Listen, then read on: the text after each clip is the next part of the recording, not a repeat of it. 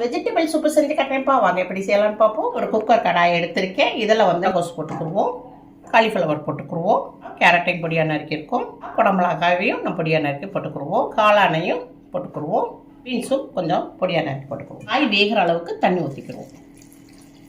இதுக்கு தேவையான அளவுக்கு பிங்க் சால்ட் போட்டுக்குருவோம். இப்போ அம்மா வந்து இஞ்சி எடுத்திருக்கேன், கொஞ்சம் பொடிசாக நறுக்கி போட்டுக்குருவோம். இது எல்லாத்தையும் நல்லா மிக்ஸ் பண்ணிவிட்டு மூடி போட்டு ஒரு 10 நிமிஷத்துக்கு வேக விடுவோம். கொஞ்சம் மிளகு போட்டுக்குருவோம், கொஞ்சமாக சீரகம் போட்டுக்குருவோம். பூண்டையும் அம்மா வந்து கொஞ்சம் வறுத்து வச்சுருக்கேன், பூண்டு கொஞ்சம் போட்டுக்குருவோம். பொடிசாக நல்லா நுணுக்கிக்கிடுவோம். இது வந்துப்பா ராகி மாவு, முளைக்கட்டி வந்து மாவாக்கி வச்சுருக்கேன். இதெல்லாம் ஒரு ஸ்பூன் நல்லா கரைச்சிக்கணும், கட்டி இல்லாமல் பிசைஞ்சுக்கணும். ஓப்பன் பண்ணிக்கிடுவோம். நுணுக்கி வச்சுருந்த மிளகு சீரகம் பூண்டு இதையும் இதில் போட்டுக்குருவோம். மல்லி இலை போட்டுக்குருப்போம். ராகி வெஜிடபிள் சூப்பு ரெடி ஆயிடுச்சு.